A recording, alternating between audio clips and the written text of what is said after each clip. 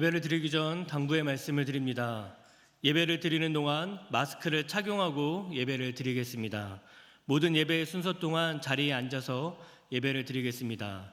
헌금 안내입니다. 예배 시간 동안 특별히 헌금을 드리는 시간이 없습니다. 그래서 밖에 있는 헌금함에 헌금을 드리시면 되겠습니다. 드리지 못하신 분은 나가시면서 헌금함에 드리시면 되겠습니다. 다 함께 묵상 기도하심으로 주일 예배를 하나님께 드립니다.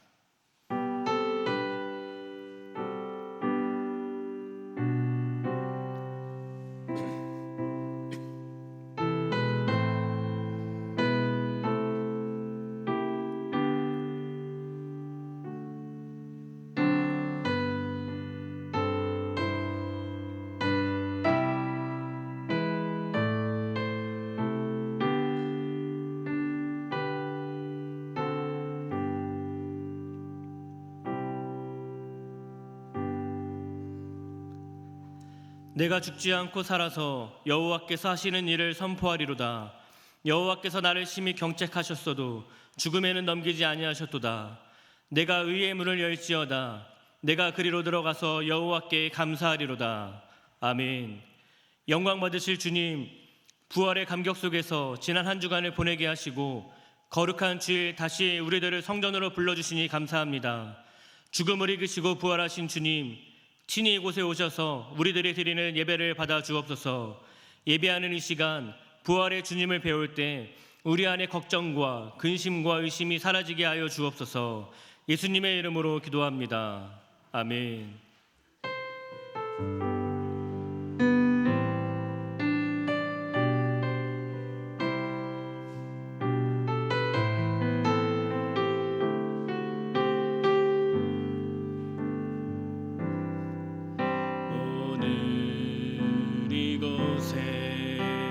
계신 성령님 우리에게 말씀하시고 우리 가르치소서.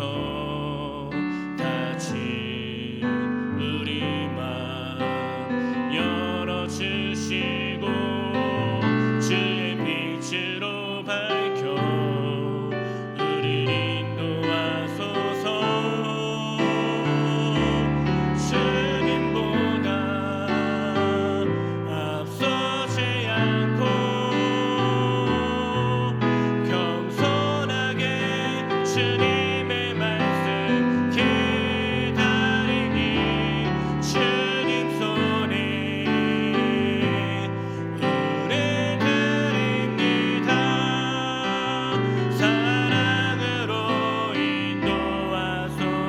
한번 찬양합시다. 오늘 이곳에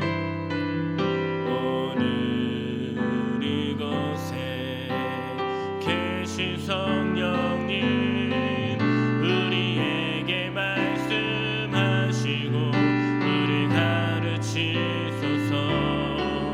다친 우리 맘 열어주시고 주의 빛으로 밝혀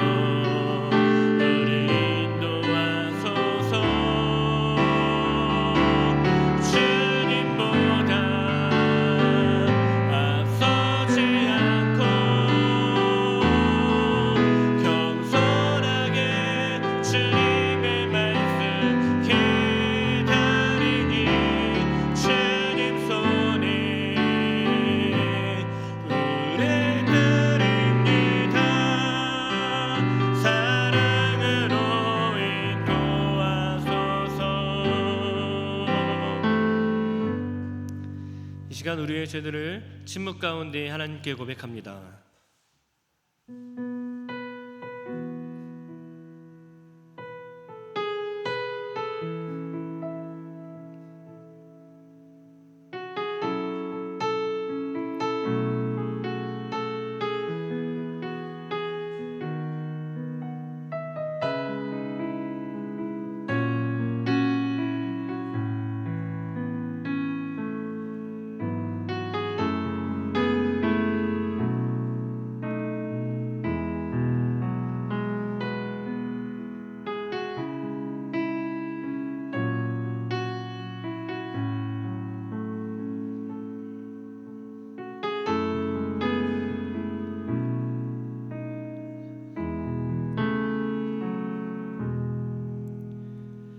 여호와께서 말씀하시되 오라 우리가 서로 변론하자. 너희의 죄가 주홍 같을지라도 눈과 같이 희어질 것이요 진홍같이 붉을지라도 양털같이 희게 되리라. 아멘. 사도신경으로 우리의 신앙을 고백합니다. 나는 전능하신 아버지 하나님 천지의 창조주를 믿습니다. 나는 그의 유일하신 아들 우리 주 예수 그리스도를 믿습니다.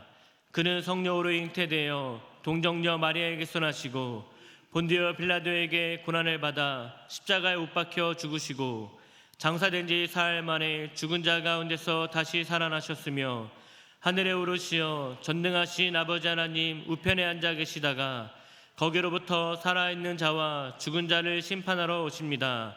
나는 성령을 믿으며 거룩한 공교회와 성도의 교제와 죄를 용서받는 것과 몸의 부활과 영생을 믿습니다.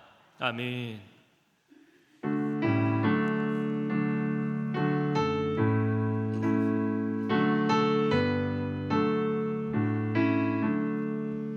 복의 근원 강림하사 찬송하게 하소서. 한량없이 자비하심 증량할 길 없도다. 천사들의 찬송가를 내게 가르치소서. 구속하신 그 사랑을 항상 찬송합니다. 주의 크신 도움받아 이때까지 왔으니 이와 같이 천국에도 이르기를 바라네. 하나님의 품을 떠나 죄에 빠진 우리를 예수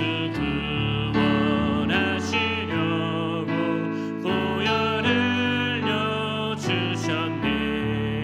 주의 귀한 은혜 받고 일생 빚진 자 되네. 주의 은혜 사슬되사 나를 주께 매소서. 우리 마음은 연약하여 범죄하기 쉬우니 하나님이 받으시고 천국에 넣으시소서.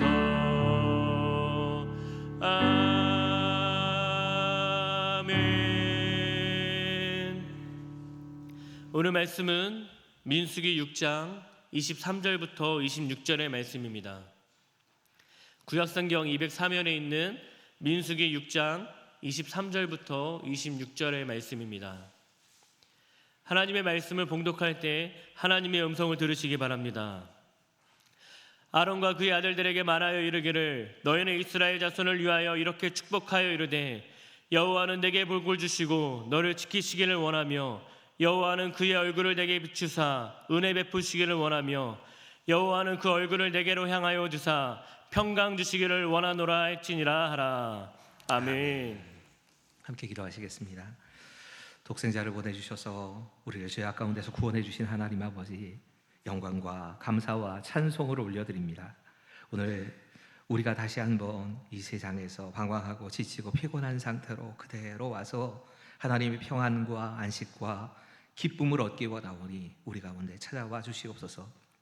하나님, 우리를 구별하여서 자녀 삼아 주시고 또 우리가 그렇게 성별된 삶을 살 수 있도록 날마다 도와주시는 그 성령의 은혜를 힘입어 사는 우리 하루하루의 삶이 될 수 있도록 우리와 함께하여 주시옵소서. 이 시간 말씀 가운데 찾아오셔서 우리의 생각도 감정도 뜻도 온전히 다스려 주시기를 구하면서 예수님의 이름으로 감사하며 기도하옵나이다. 아멘. 제가 아이를 키우는 부모님들에게 늘 권하고 있는 책 가운데 하나로 롤프 가복이라고 하는 분이 쓰신 하루에 한 번 자녀를 축복하라 라는 책을 자주 소개하곤 합니다. 이 책에 이런 이야기가 실려 있습니다. 한 신문에 아주 사회적으로 모든 사람에게 존경을 받는 저명인사 한 분의 인터뷰가 실렸답니다.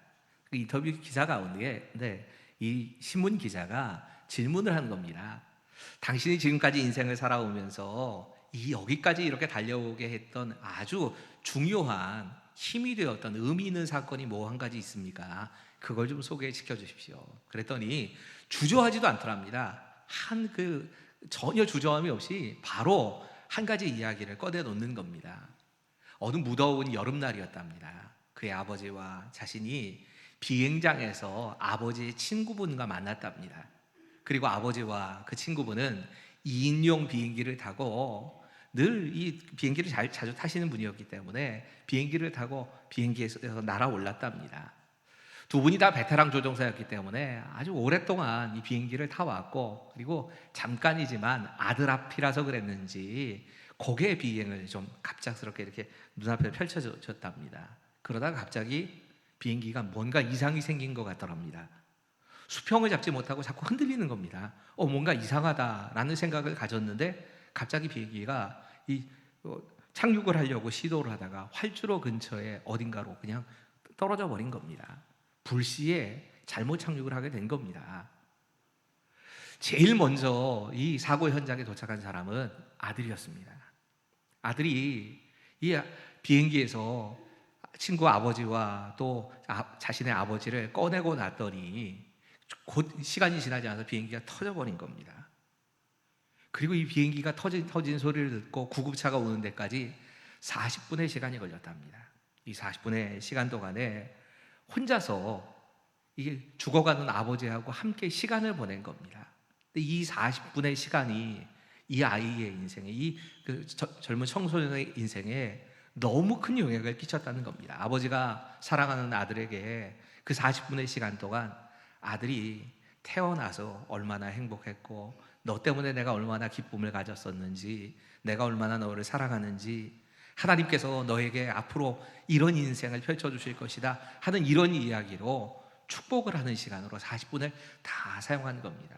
40분 만에 구급차가 오고 아버지에게 산소 마스크가 끼게 되고, 아들은 아버지의 보호자로 이 구급차를 타고 가는 동안에 이 구급차가 채 몇 킬로 병원을 앞에다 두고 가는 도중에 아버지의 숨이 끊어져 버린 겁니다. 근데 이 40분의 시간이 아들의 인생을 바꿔놨습니다. 아버지의 그 축복이 아들의 인생에 계속해서 남아서 놀라운 능력으로 지금까지 살아있다, 이런 이야기를 한 겁니다. 히브리 사람들은 언어의 능력을 굉장히 중요하게 생각했습니다. 무슨 말을 듣고 무슨 말을 하는가 하는 것 그 자체가 능력이라고 생각을 했습니다. 그래서 특별히 부모가 자녀에게 하는 그 말들, 부모가 자녀에게 특별히 한 시점에서 주는 이 축복의 말들, 이 말들이 그들의 인생을 결정짓는다, 이렇게 생각을 했다고 합니다. 오늘 본문의 말씀은 흔히들 이야기를 할 때는 대제사장의 축복이라고 불리는 아주 대표적인 축복의 말씀입니다. 근데 동시에 이 말씀은 유대인의 부모들이 그 자녀들에게 했던 축복의 말씀이기도 합니다. 흔히들 우리가 신약의 축복은 잘 압니다. 고린도후서 13장 13절에 나오는 이제는 우리 주 예수 그리스도의 은혜와 하나님의 사랑과 또 성령의 교통하심에 대한 매주 축도로 듣습니다. 근데 사실은 우리 장로교에서는 가능하면, 그럴 수만 있다면 이 구약과 신약의 축도를 번갈아서 사용하든지 아니면 두 가지를 동시에 함께 축복해도 괜찮다, 이렇게 규정이 되어 있습니다. 오늘 본문은 이 하나님의 주시는 복이 무엇인가를 잘 설명하고 있는 아주 대표적인 구절입니다. 여러분, 성경 속에 하나님은 복 주시는 하나님으로 많은 경우에 드러내십니다. 이 복이라고 하는 단어, 축복하신다라고 하는 이 말만 해도 성경에 약 700번이 넘게 나옵니다. 실제로 하나님은 우리에게 복 주기를 원하십니다. 우리가 하나님께서 주시는 복에 대해서 생각할 때에 몇 가지 오해하는 게 있습니다. 하나는 하나님이 복을 주시려고 하지 않고 우리가 억지로 하나님의 복을 추구해야 복을 받는다, 이렇게 생각을 많이 합니다. 근데 성경 어디에도 정말 그 복을 구하면서 애타하는 사람의 모습은 별로 안 나옵니다. 손에 꼽을 수가 있습니다. 몇 사람 없습니다. 오히려 성경 속의 복은 하나님께서 우리에게 주시지 못해서 애타하시는 이 모습이 주로 등장을 합니다. 하나님은 우리에게 복 주기를 원하십니다. 그렇기 때문에 우리가 하나님의 주시는 복을 구하는 건 잘못된 일이 아닙니다. 절대로 잘못된 일이 아닙니다. 문제는 우리가 지금 구하고 있는, 교회에서 구하고 있는 복이 성경이 말씀하고 있는 복과 좀 다르다는 게 문제입니다. 우리는 복 그러면 너무나 쉽게 물질을 먼저 생각을 합니다. 우리에게 하나님께서 돈 주시는 것을 복이라고 쉽게 생각합니다. 그런데 성경 속의 물질은 복이기보다는 은사입니다. 잘 사용하라고 주시는 것이지 우리에게 주시는 복의 목록엔 별로 없습니다. 물론 복으로 주시는 물질이 없다는 얘기가 아닙니다. 있기는 있습니다. 하지만 이건 하나님께서 주시는 복의 아주 작은 일부분일 뿐입니다. 오늘 본문의 말씀을 묵상하면서 하나님께서 주시는 복, 우리가 흔히 축복이라고 부르는 이 복이 어떤 것인가를 묵상하고 또 그것에 대해서 배우는 그런 시간이 되시길 바랍니다. 오늘 본문의 말씀은 24절에 이렇게 시작이 됩니다. 여호와는 내게 복을 주시고 너를 지키시기를 원하며. 여러분, 오늘 본문의 첫 번째 메시지는 이것입니다. 우리 함께 읽어볼까요? 시작. 복의 근원은 하나님이십니다. 여러분, 오늘 본문의 시작은 여호와는 내게 복을 주시고 라고 말씀이 시작이 됩니다. 복의 근원이 하나님이시다. 우리 이 사실을 누구나 다 압니다. 너무 잘 알기 때문에 뭐 당연한 소리를 하느냐라고 생각을 하는데, 실제로는 복의 근원이 하나님이 아닌 것처럼 생각하는 우리가 그렇게 행동을 하고 생각을 할 때가 있습니다. 예수를 믿는 사람들 얘기입니다. 예수 안 믿는 사람들 제외하고 예수 믿는 우리가. 여러분, 한번 가만히 답을 해보십시오. 뭐 들리게 말할 필요도 없으시고요. 스스로에게 답을 해보십시오. 한 10만 명쯤 모이는 교회 목사님과 한 10명 정도 모이는 교회의 목사님, 어떤 분의 축도를 받기를 원하십니까? 담임 목사와 부목사님 가운데 어떤 분의 축복 기도를 받기를 원하십니까? 담임 목사라고 해도 내가 직접 있는 그 자리에서 내 머리 위에 안수를 하고 기도해 주는 것과 전화로 이렇게 뭐 기도하면서 기도해 드리는 것, 어떤 걸 더 원하십니까? 답은 다 나오고 계시지요. 머릿속으로 난 이런 걸 원해 라고 하는 답이 다 머릿속에 있을 거 아닙니까? 제가 오늘 설교를 준비하다가 목사 안수를 받고 얼마 되지 않았을 때에 한 가지 사건이 자꾸 생각이 나더라고요. 목사 안수 받고 나서 갑자기 저에게 설교를 해달라고 하는 모임이 굉장히 많아졌습니다. 사실 저는 목사 안수를 받을 당시만 해도 청년부를 주로 담당하는 그 교육자였기 때문에 그 이후에 제가 그 장년 사역을 했지, 전 주로 청년 사역을 오래 했습니다. 저한테 모임에서 설교해달라는 일이 거의 없었습니다. 무슨 여전도의 남선교회마다 모이면 꼭 설교를 해달라고 부르시더라고요. 그래서 내가 인기가 왜 갑자기 좋아졌지? 속으로 생각을 했는데 조금 지나니까 그게 아닌 걸 알았습니다. 설교를 원하시는 게 아닙니다. 축복 기도, 축도를 받기를 원하신 겁니다. 아마 은근히 그런 생각을 가지신 것 같아요. 이제 막 안수를 받고 처음으로 축복 기도를 하는 그때 다른 축복 기도보다 더 효험이 있다, 이렇게 생각을 하시는 건가, 그런 생각을 해봤던 기억이 납니다. 여러분 꼭 기억하셔야 됩니다. 여러분, 축복은 하나님이 주시는 겁니다. 복은 사람에게 속하는 게 아닙니다. 오늘 보면 읽지 않았지만 27절은 이렇게 말씀합니다. 그들은 이같이 내 이름으로 이스라엘 자손에게 축복할지니 내가 그들에게 복을 주리라. 하나님 분명히 이렇게 말씀합니다. 그들은, 이건 제사장입니다. 제사장들은 내 이름으로, 하나님의 이름으로 이스라엘 자손을 축복한다. 여러분, 누가 축복하느냐가 중요한 게 아닙니다. 제사장이 대제사장이 축복한다라는 게 중요한 게 아니라 누구의 이름으로 축복했느냐가 중요한 겁니다. 복은 사람이 내려주는 게 아닙니다. 복의 주인은 하나님이십니다. 통로가 되는 사람에게 너무 주목하지 마십시오. 근데 이 말씀, 하나님께서 복을 주신다라고 하는 이 말씀은 반드시 출애굽기 20장 24절과 같이 좀 연관지어서 말씀을 묵상할 필요가 있습니다. 언제 대제사장이 백성에게 축복을 할 수 있었느냐? 출애굽기 20장 24절이 이렇게 말씀합니다. 같이 한번 읽겠습니다. 시작.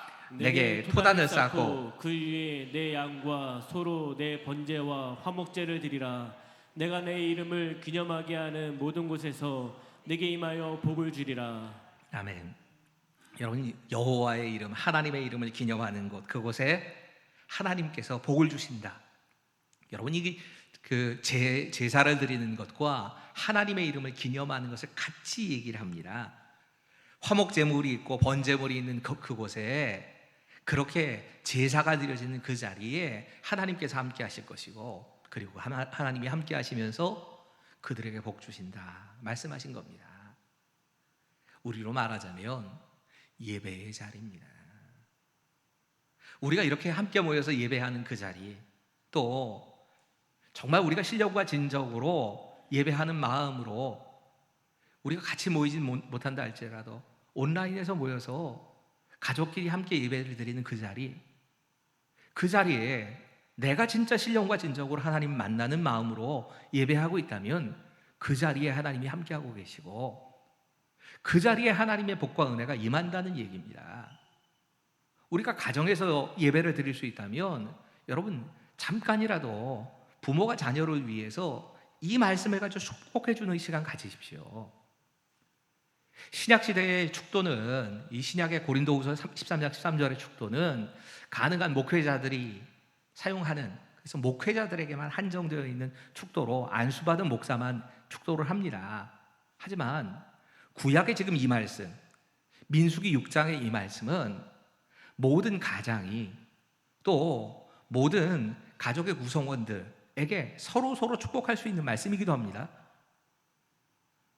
스승이 제자에게 할 수 있는 축복의 말이기도 하고, 권위자가 그를 따르는 사람 모든 사람에게 할 수 있는 축복의 말씀이기도 합니다. 이 말씀을 사용하십시오. 이 말씀을 통해서 서로가 서로를 축복하실 수 있습니다. 자녀에게 그렇게 복을 빌어 주십시오. 오늘 본문에 어쩌면 진짜 주제는 이겁니다. 그러면 하나님께서 주시는 복의 내용은 구체적으로 어떤 것인가? 도대체 하나님이 복을 주신다 하는데 우리가 복에 대해서 잘못 알고 있다면 하나님이 주시겠다 하는 진짜 복은 뭔가? 오늘 본문은 세 가지를, 구분해서 본다면 세 가지를 말씀하고 있습니다. 가장 먼저 말씀하신다는 건 하나님이 우리를 지켜주시는 게 복입니다.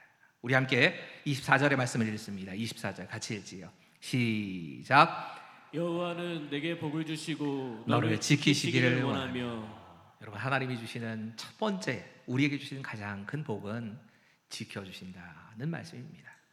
여기 지키신다라고 하는 말의 원어의 의미는 가시로 울타리를 친다는 의미입니다.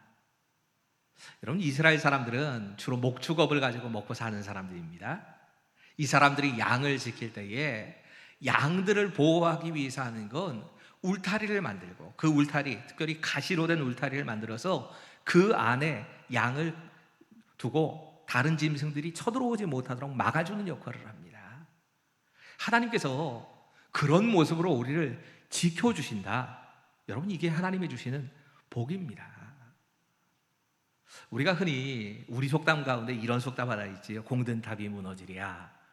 그래서 우리가 흔히 그렇게 믿고 삽니다. 공든 탑 잘 안 무너진다. 사실 튼튼하게 지어진 공든 탑은 잘 무너지지 않는 게 맞습니다. 하지만 그리스도인이라면 한번 다시 생각해 봐야 합니다. 공들여 쌓은 탑이기에 안 무너질까? 그게 아닙니다. 공들여 쌓은 그 탑을 하나님이 지켜주시기 때문에 안 무너지는 겁니다.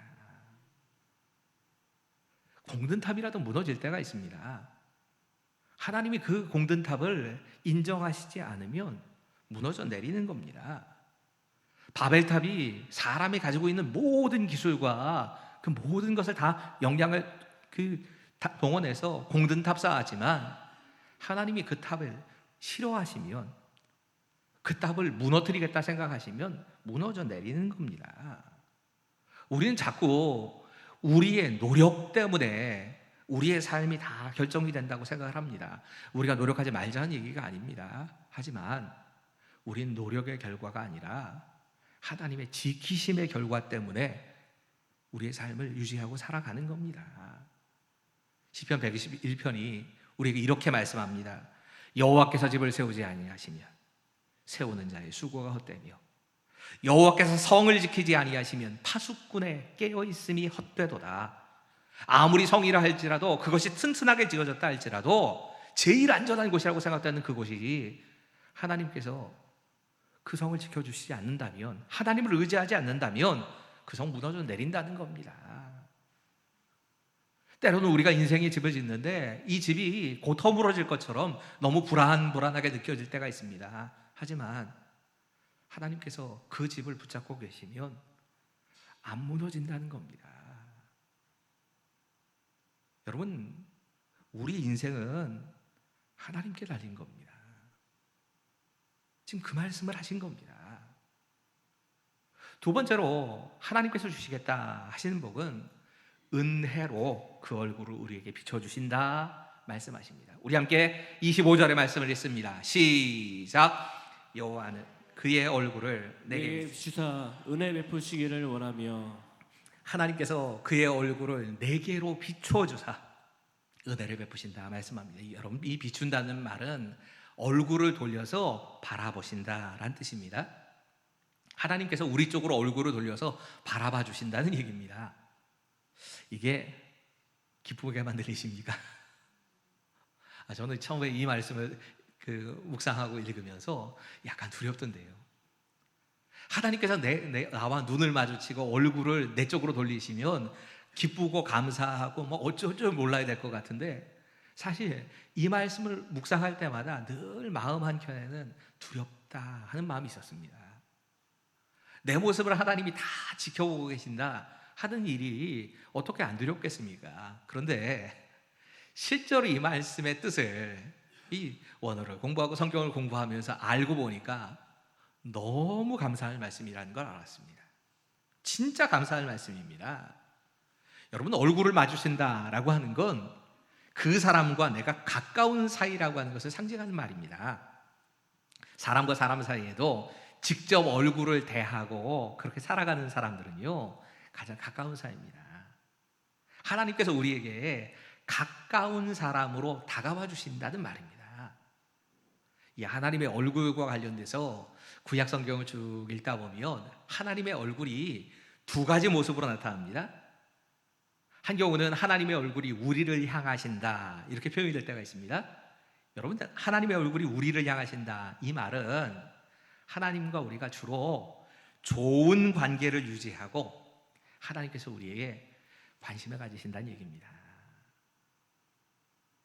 반면에 하나님께서 그 얼굴을 돌리신다라는 표현이 나옵니다. 여러분, 하나님의 얼굴이 돌아갔다 하는 말은 하나님께서 지금 하고 있는 그 일이나 그 일을 하는 사람들에 대해서 못마땅하신 겁니다. 그 사람이 싫다는 겁니다. 그 일이 마땅하지 않다. 그리고 하나님이 진노하신다는 뜻입니다. 오늘 본문은 하나님께서 우리를 향하여 얼굴을 들고 계십니다. 우리의 모습을 기뻐하면서 우리를 정말 좋은 관계로, 친밀한 관계로 관심을 갖고 지켜보고 계시다, 지금 이 말씀을 한 겁니다. 여러분, 말씀이 이렇게 따라오고 있습니다. 은혜를 주시기 위해서 우리를 향해 얼굴을 드셨다. 은혜 베풀기 위해서 우리에게 얼굴을 비춰주셨다는 겁니다. 우리가 은혜라는 말을 생각하면 그 어떤 것보다 정말 감사하고 감격해야 될 말이지요. 나한테는 자격이 없습니다. 우리에게는 자격이 없습니다. 그런데 하나님께서 무조건적으로 내 조건 다 따지지 않고 그냥 좋은 걸 주시는 겁니다. 그렇게 우리를 바라보고 계시다는 겁니다. 오늘 본문이 이야기하고 있는 세 번째 하나님께서 우리에게 주시는 복은 이렇게 표현이 됩니다. 우리가 하나님의 얼굴을 바라보면 우리가 참된 회복을 경험하게 됩니다. 같이 한번 읽어볼까요? 이번에는 세 번째입니다. 시작. 하나님을 얼굴을 바라볼 때 우리는 참된 회복을 경험하게 될 것입니다. 26절은 이렇게 말씀합니다. 여호와는 그 얼굴을 내게로 향하여 드사 평강 주시기를 원하노라 할지니라.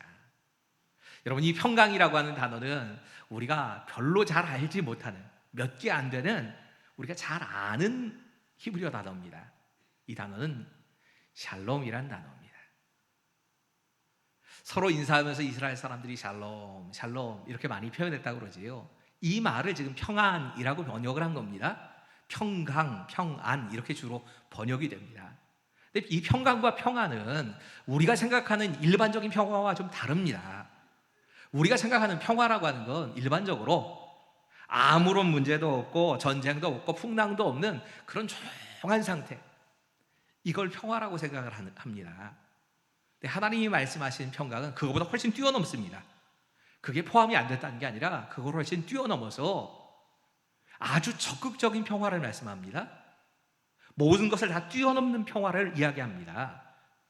제가 샬롬을 어떻게 번역할까? 평강이라고 주로 번역이 되기 때문에 이 말 다른 말로 표현하기가 어렵다 싶은데 이렇게도 번역이 돼도 된다고 생각합니다. 완전한 회복. 하나님께서 우리에게 주시는 건 완전한 회복입니다. 하나님과의 우리의 관계가 완전히 회복되고 사람과 사람 사이의 관계가 완전히 회복되고 나를 둘러싸고 있는 모든 환경과의 관계까지도 완전히 회복된 상태, 이거를 하나님께서 우리에게 주신다. 그런 마음을 가지고 우리를 지켜보고 계시다고 얘기한 겁니다. 또 한 가지 우리가 주목해 봐야 될 이 본문의 표현은 향하여 드사라는 말씀입니다. 여러분, 이 향하여 드사라고 하는 히브리어의 원래 뜻은 이런 겁니다. 계속해서 무언가를 뚫어지게 바라보는 것. 그러니까 바로 앞에 있는 비추사보다 훨씬 더 강한 겁니다. 비추사 그러면 그냥 지켜보고 계시다라는 의미라면 무언가를 계속해서 뚫어지게 바라보고 계시다. 하나님께서 그런 모습으로 우리를 지켜보면서 평강을 주시기를 원한다는 겁니다. 모든 것이 다 완벽해지는 그런 관계를 하나님이 허락하신다는 말입니다. 언젠가 또 설교를 하면서 이 이야기를 가지고 좀 설교 예화로 사용했던 기억이 납니다. 제가 어린 시절에 살던 동네에 저수지가 하나 있었습니다. 이 저수지의 바로 앞집이 제가 중고등학교 시절에 가장 친한 친구의 집이어서 그 저수지 앞집을 그렇게 자주 놀러 가곤 했습니다. 거기서 자기도 하고 놀기도 하고 그랬던 기억이 납니다. 근데 이 집에 가보면 항상 신기하게 봤던 게 하나 있습니다.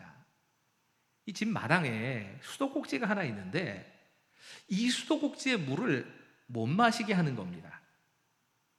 여러분, 요즘이야 물을 사 먹지만 저희 시대에 물 사 먹은 지 그렇게 오래되지 않았지 않습니까?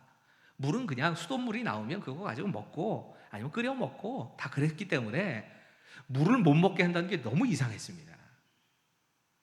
근데 도대체 왜 물을 못 먹게 하나 하고 지켜보면 그러면서 또 그 물을 가지고 농업용수로 사용하기도 하고 또 가축들에게 그 물을 주기도 하고 그러는 걸 보면서 도대체 저 물이 뭔가 봤더니 저수지 물을 끌어다가 그 물을 가지고 농업용수도 사용하고 가축들도 먹이고 그러는 거더라고요. 근데 이 수도꼭지가 늘 희한하다라고 하는 생각을 했었기 때문에 가끔 보면 물이 안 나올 때가 있습니다. 물이 안 나올 때 딱 경우가 보니까 세 가지밖에 없더라고요. 하나는 저수지 물만 났을 때입니다. 이건 무슨 짓을 해도 어떤 경우에도 물 안 나옵니다. 근데 또 다른 경우도 있습니다. 모터가 고장난 겁니다. 물을 끌어내야 되는데 이 모터가 너무 많이 사용돼가지고 모터가 고장나는 경우가 있습니다. 친구 아버님이 굉장히 좀 솜씨가 괜찮으신 분이셔가지고 가끔 이렇게 모터가 고장나면 다른 데도 안 갑니다. 자기가 이렇게 벤치 같은 거 뭐 기구를 가지고서 뚝딱뚝딱 하면 조금 지나면 또 모터가 가동이 됩니다. 뭐 하나 두 개만 갈아 끼면 금방 가동이 되더라고요. 그럼 물 나옵니다. 근데 이런 경우가 아닌데도 물이 안 나올 때가 있습니다. 그러면 이 친구 아버님이 어떻게 하시냐면 이 저수지에서부터 이 집까지 올라오는 그 수도관 가운데 연결 부위가 하나 있는데 이 연결 부위가 약간 꼬부라져 있어요. 그것만 따로 뗍니다. 떼가지고 그 연결 부위에 있는 저수지의 물이다 보니까 풀이 떠다니기도 하고 뭐 다른 진흙도 들어오기도 하고 그 안에 있는 걸 그냥 깨끗하게 씻어냅니다. 그러면 다시 물이 나옵니다. 여러분, 하나님과 우리 사이에 하나님의 주시는 평강이, 하나님의 은혜가, 하나님의 지켜주심이 우리에게서 떠나는 경우가 있습니다. 셋 중에 하나일 겁니다. 하나는 하나님의 평강이 메말라 버린 겁니다. 하나님의 은혜가 메말라 버린 겁니다. 불가능한 얘기지요. 이건 불가능한 얘기입니다. 하나님 편에 아무 문제가 없습니다. 그렇지 않으면 모터가 고장난 겁니다. 하나님의 은혜를 끌어올리기 위한 우리의 모터가 고장나 있는 겁니다. 우리의 기도가, 우리의 하나님을 향한 말씀의 묵상이, 예배가 고장이 나 있는 겁니다. 이거 고쳐야 합니다. 그러지 않을 때도 하나님의 은혜가 나한테 흘러오지 않는다. 그러면 막힌 거 뚫어야 됩니다. 하나님과 우리 사이에 막고 있는 그 통로, 대부분 그 통로를 막고 있는 건 우리 죄입니다. 우리가 하나님 앞에 불순종하는 겁니다. 하나님께 불순종하고 우리가 죄를 지으면 하나님 보기가 두렵습니다. 자꾸 도망치려고 합니다. 그리고 그 사이에 끼어있는 그 이물질 때문에 하나님의 은혜가 내게로 흘러 들어오질 않습니다. 여러분, 오늘 본문 27절 다시 한 번만 읽어보겠습니다. 27절은 하나님께서 이렇게 말씀하십니다. 같이 읽지요. 시작. 그들은 이같이 내 이름으로 이스라엘 자손에게 축복할지니 내가 그들에게 복을 주리라. 아멘. 여러분, 이 복을 주리라 하는 말씀의 원어는 반드시 복을 준다는 뜻입니다. 하나님은 우리에게 반드시 복을 주겠다고 말씀하시는 겁니다. 이스라엘 백성들을 향하여서도, 또 하나님의 백성인 우리들을 향하여서도 하나님께서 팔짱 끼고 계시면서 야, 너 잘했니 잘못했니 합격 불합격 이렇게만 하시는 분이 아니라 복을 주고 싶으셔서 어쩔 줄 모르는 것처럼 그래, 너 이렇게 해라, 난 복 주겠다, 반드시. 여러분, 하나님과의 관계에서 우리가 복과 은혜와 평강을 누리지 못한다면 하나님 탓이 아닙니다. 하나님 쪽에 문제가 생긴 게 아닙니다. 내가 문제가 생긴 겁니다. 오늘 본문의 마지막으로 생각해 봐야 될 또 다른 관점의 메시지가 하나 있습니다. 이 말씀이 어떤 사람들에게 주어졌는가 하는 점입니다. 오늘 본문의 마지막 메시지는 이것입니다. 우리 함께 읽어볼까요? 시작. 하나님은 하나님께 헌신하는 사람들에게 복 주십니다. 여러분, 오늘 본문은 민수기 6장이라고 하는 말씀 전체와 함께 읽어보면 조금 이상합니다. 약간 이질적인 얘기입니다. 여러분, 민수기 6장의 주된 주제는 이 마지막에 있는 축복 기도가 아닙니다. 민수기 6장은 나실인에 대한 이야기를 쭉 하고 있습니다. 이 나실인이 이런 삶을 살아야 한다라고 하는 규례가 쭉 같이 나오는 겁니다. 그러다가 갑자기 축복의 말씀이 그냥 툭 하고 튀어나온 겁니다. 여러분, 나실인은 하나님 앞에 내가 이렇게 살겠습니다 라고 헌신한 사람들을 나실인이라고 합니다. 이스라엘 백성들이라 할지라도 특별히 기간을 정해놓거나 아니면 하나님 앞에서 내가 평생을 이렇게 살겠습니다 라고 나실인으로 서약을 하면 이 사람들이 반드시 지켜야 될 규례, 그리고 이 사람들이 이 나실인의 서약이 끝났을 때는 나중엔 이렇게 해야 된다 하는 그 이야기가 민수기 6장 전체의 주제입니다. 여러분, 이 나실인은 자기가 조금 더 편안하고 안락한 삶을 사는데 관심이 두지 않고 어떻게 하면 하나님을 기쁘시게 하며 살까, 어떻게 하는 게 하나님께 헌신된 사람일까, 이걸 생각하며 사는 사람들이 나실인입니다. 그 이야기를 하다가 갑자기 오늘 말씀이 툭 하고 튀어나온 겁니다. 여러분, 오늘 본문은 분명히 이스라엘 백성들, 하나님의 백성들을 향하는 하나님의 축복의 말씀이 맞습니다. 오늘 보면 23절 다시 한 번만 읽으세요. 시작. 아론과 그의 아들들에게 말하여 이르기를 너희는 이스라엘 자손을 위하여 이렇게 축복하여 이르되. 여러분, 분명히 이 복은 이스라엘 백성 모두에게 향하신 축복입니다. 그런데 굳이 이 축복의 말씀을 나실인의 서약과 규범에 대한 이야기를 한 후에 굳이 주신 이유가 뭘까? 하나님의 뜻이 뭐였을까? 여러분, 이건 하나님의 백성인 우리가 하나님의 백성답게 살기 위해서는 우리 모두가 나실인이 되어야 된다는 말씀입니다. 이 세상과는 구별된 사람으로 살아내야 된다는 얘기입니다. 그리고 그런 사람들에게 하나님께서 이런 복을 주시겠다는 말씀입니다. 우리 세상 속에서 삽니다. 세상과 어울려져서 살 수밖에 없습니다.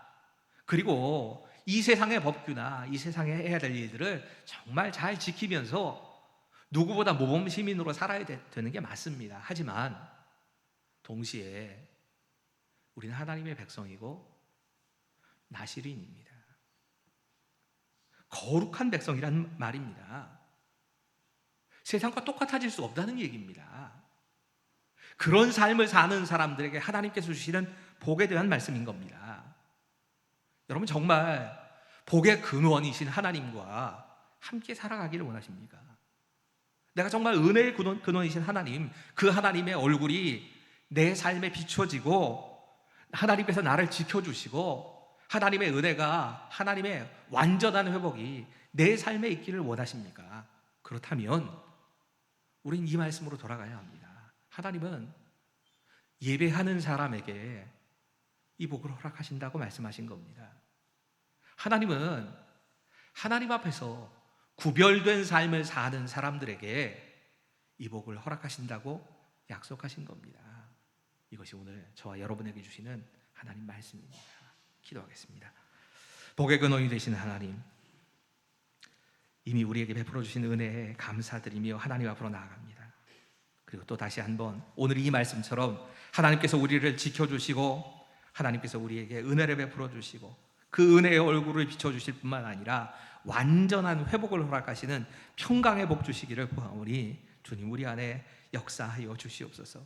어디에도 빛이 없어 보이는 것 같은 그 어둠 속에서도 빛으로 찾아오셔서 우리의 삶을 인도해 주시는 하나님, 그 하나님의 은혜를 구하오니 우리와 함께하여 주시옵소서. 모든 말씀 우리 주 예수님의 이름으로 감사하며 기도하옵나이다. 아멘. 나의 생명 드리니 주여 받아주셔서 세상 살아갈 동안 찬송하게 하소서. 나의 보아 드리니 주여 받아주셔서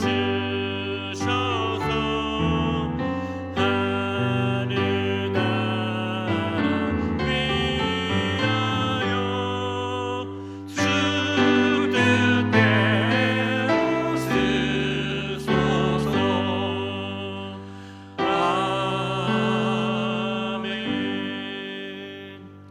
하나님께서 이미 주신 것에 대한 감사가 회복되게 하여 주시고 우리가 평상시에는 알지 못했던, 그래서 너무 당연한 것으로 누리고 살던 것이 얼마나 하나님의 큰 은혜였는가를 다시 한번 깨닫는 시간이 될 수 있도록 이 시간 역사하여 주시옵소서. 이 물질과 함께 우리의 시간과 우리의 물질과 우리의 삶의 주인이 하나님이신 것을 다시 한번 인정하며 하나님께 순종하기로 결단하오니 우리의 삶을 받아주시고 하나님의 영광을 위해 써주시옵소서. 하나님, 나라가 그리고 세계가 눈에 보이지 않는 바이러스 하나 때문에 큰 어려움을 겪고 있습니다. 하나님, 이 시간 동안에 하나님의 위로가 함께하여 주시고 이 고통스러운 시간이 너무 길어지지 않도록 주님 막아 주시옵소서. 이 일을 위하여서 애쓰는 모든 분들과도 동일하게 역사하시고 우리가 함께 예배드리는 그 자리에 그것이 우리가 예배당을 통하여서 예배를 드리는 것이건 아니면 인터넷이나 다른 방법으로 온라인을 통하여 예배하는 것이건 그 자리에 함께 하셔서 하나님의 복과 은혜를 그곳에서도 함께 누릴 수 있도록 도와주시옵소서. 함께 하실 것 믿으며 예수님의 이름으로 감사하며 기도하옵나이다. 아멘. 교회 소식입니다. 코로나19 예방을 위한 안전 예배로 계속해서 주일에 예배를 드리고 있습니다. 이에 따른 안전 예배 안내를 드리겠습니다. 첫 번째로 예배당에 들어오실 때 비접촉 체온계로 온도를 체크합니다. 37.5도 이상의 발열이 있으신 분은 예배당에 입장하실 수가 없습니다. 마스크를 반드시 착용하고 예배를 드립니다. 예배 참석자는 참석자 명단을 작성하시고 손 소독 후에 예배당에 입장하십니다. 헌금은 예배당 출입 전 헌금함을 통해서 헌금하시고 드리지 못하신 분은 나가시면서 드리시면 되겠습니다. 선착순으로 입장하되 제한된 수가 넘어갈 때에는 식당에서 예배를 드리겠습니다. 새로운 교인은 입장하실 수가 없습니다. 예배를 드릴 때 예배 인도자를 제외한 모든 사람은 마스크를 착용합니다. 사회적 거리를 두기 위해 표시된 지정 자리에 앉습니다. 기침할 때에는 옷 소매로 가리고 기침을 합니다. 그 외의 사항입니다. 교회 공동 식사를 하지 않습니다. 당분간 주일 오전 예배를 제외한 다른 모임은 자제합니다. 코로나 바이러스 확산의 위험이 있는 차량 운행은 하지 않습니다. 본당으로의 출입은 교회 주차장 쪽 출입구만 사용합니다. 주일 예배와 함께 온라인 예배를 병행하고 있습니다. 발열, 호흡기 증상 및 노약자는 온라인을 통해서 예배를 드리시기 바랍니다. 온라인 헌금 계좌 안내입니다. 온라인으로 예배를 드리시는 분들은 정석권 준비하신 예물을 아래 보이시는 계좌로 드리시면 되겠습니다. 또 집에서 모으고 계시는 사랑의 저금통은 4월 26일까지 행정사무실로 가져다 주시면 됩니다. 계속해서 코로나19 바이러스 예방에 적극적으로 동참해 주시기를 바랍니다. 오늘의 찬양은 오늘 말씀입니다. 오늘 말씀이 찬양으로 되어 있는 것이 있기 때문에 그 찬양을 우리 함께 하도록 하겠습니다. 하나님의 약속이라는 찬양이고 여러분도 잘 아시는 찬양일 겁니다. 우리 같이 이 찬양 부르시고 축도로 예배 마치겠습니다.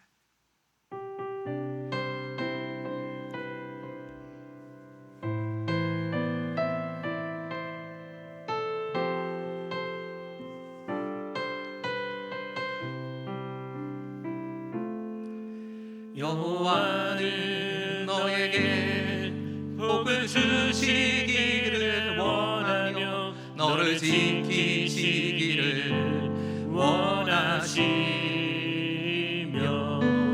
여호와는 그 얼굴을 너를 향하여 드사 은혜와 평강 주시기 원하노라. 다시 한번 보실까요?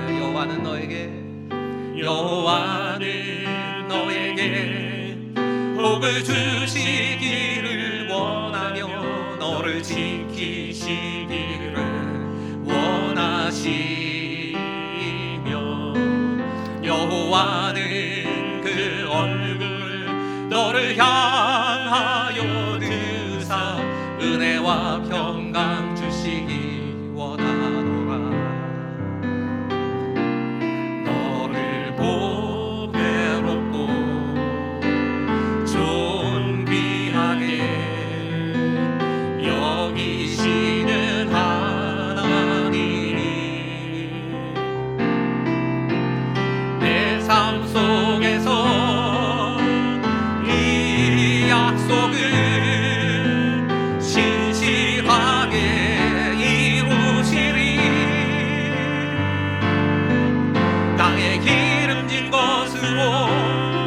하늘의 신령한 것으로 너를 복주시고 지키실 하나님이 너의 영혼 잘 되도록 은혜 베푸시며 평강으로 인도하시리.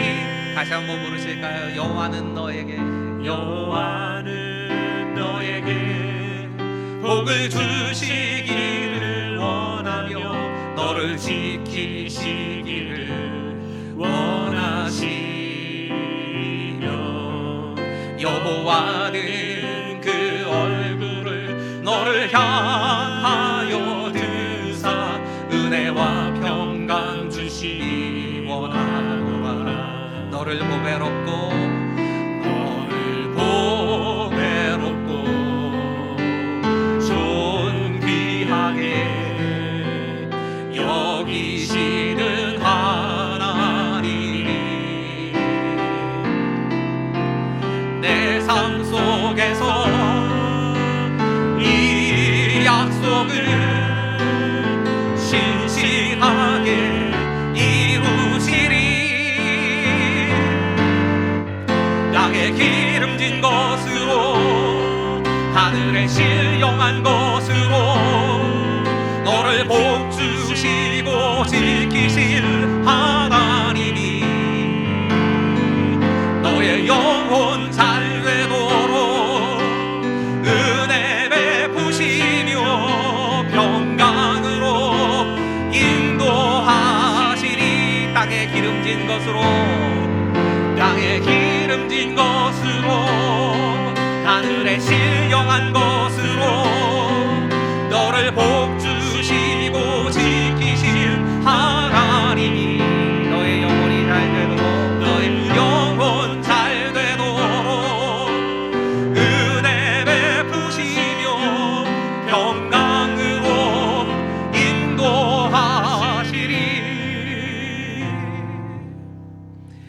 여호와는 내게 복을 주시며 너를 지키시기를 원하며 여호와는 그 얼굴을 너를 향하여 비춰주사 은혜 베푸시기를 원하며 여호와는 그 얼굴을 너를 향하여 드사 평강 주시기를 원하노라.